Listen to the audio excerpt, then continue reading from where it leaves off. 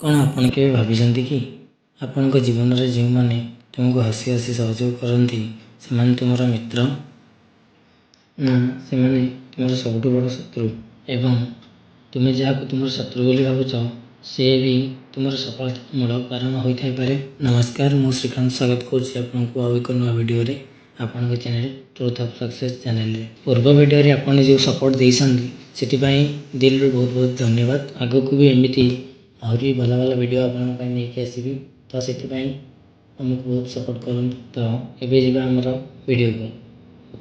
ଚାଣକ୍ୟ କହିଥିଲେ, ଶତ୍ରୁ, ମିତ୍ର ଓ ସମୟକୁ ଯେଉଁ ମଣିଷ ବୁଝିପାରେ ସେହି ମଣିଷକୁ କେହି ବି ହରାଇ ପାରିବେ ନାହିଁ। ତେବେ ପ୍ରଶ୍ନ ହେଉଛି, ଆପଣ କ'ଣ ଏହି ତିନୋଟିର ପ୍ରଶ୍ନ ଜାଣିଛନ୍ତି?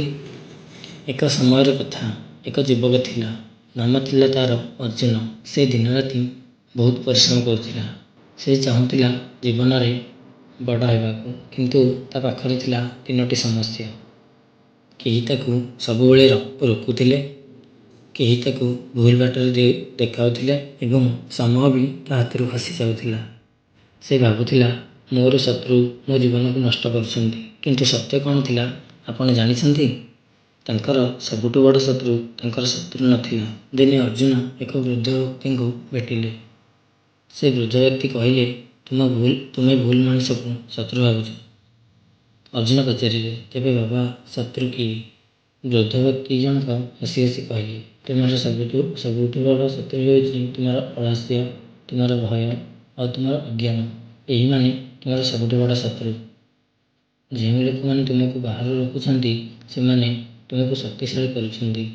ଅର୍ଜୁନ କହିଲେ, ଠିକ୍ ଅଛି, ମୁଁ ମୋର ଶତ୍ରୁକୁ ବୁଝିଗଲି। କିନ୍ତୁ ସେ ପୁଣି ପଚାରିଲେ, ତେବେ ମୋର ମିତ୍ର କିଏ? ବୃଦ୍ଧ ବ୍ୟକ୍ତି ଜଣକ କହିଲେ, ଏହା ହିଁ ସବୁଠୁ ବଡ଼ ଭୁଲ ଯେ ଲୋକ କରନ୍ତି। ସବୁବେଳେ ଯେ ତୁମକୁ ଭଲ ଲାଗେ ସେ ତୁମ ମିତ୍ର ନୁହେଁ। ଅର୍ଜୁନ ଅବାକ୍ ହୋଇଗଲେ।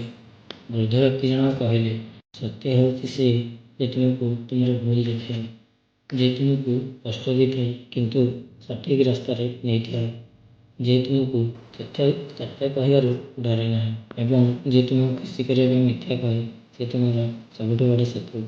ଅର୍ଜୁନ ତାଙ୍କ ଜୀବନକୁ ଦେଖିଲେ ଏବଂ ଅର୍ଜୁନ ବୁଝିଗଲେ ତାଙ୍କ ଆଖପାଖରେ ଅଧିକାଂଶ ମିତ୍ର ସତରେ ତାଙ୍କର ବିନାଶର କାରଣ ଥିଲେ। ଏବେ ଅର୍ଜୁନ ପଚାରିଲେ, ତେବେ ସମୟ? ବୃଦ୍ଧ ବ୍ୟକ୍ତି ଜଣକ ହସି କହିଲେ, ସମୟ ହେଉଛି ସବୁଠୁ ବଡ଼ ଶିକ୍ଷକ। ସମୟ ତୁମକୁ ମିତ୍ର ଓ ଶତ୍ରୁର ସତ୍ୟ ଦେଖାଏ, କିନ୍ତୁ ଯଦି ତୁମେ ସମୟକୁ ବ୍ୟର୍ଥ କର ତେବେ ସମୟ ତୁମକୁ ବ୍ୟର୍ଥ କରିଦେବ। ଚାଣକ୍ୟ କହିଥିଲେ, ସମୟ ସବୁକିଛି ବଦଳାଇ ଦିଏ, କିନ୍ତୁ ଯେ ତୁମକୁ ବୁଝିପାରେ ସେ ନିଜ ଭାଗ୍ୟକୁ ବଦଳାଇ ଦେଇଥାଏ।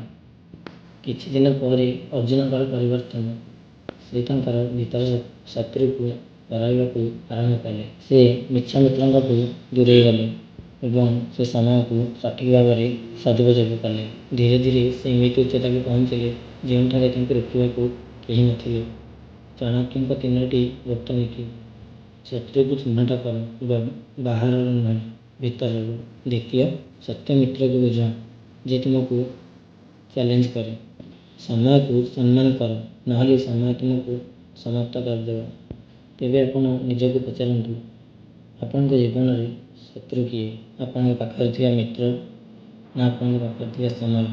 ଏବଂ ଆପଣ ସମୟକୁ ବ୍ୟବହାର କରୁଛନ୍ତି ନା ସମୟ ଆପଣଙ୍କୁ?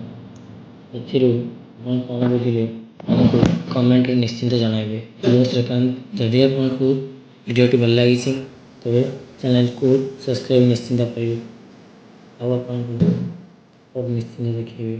ଦେଖା ହେବ ଆଉ ଏକ ଇଣ୍ଟରେଷ୍ଟିଂ ମୋଟିଭେସନାଲ୍ ଭିଡ଼ିଓ ସହ। ସେଥିପାଇଁ ଜୟ ଶ୍ରୀରାମ।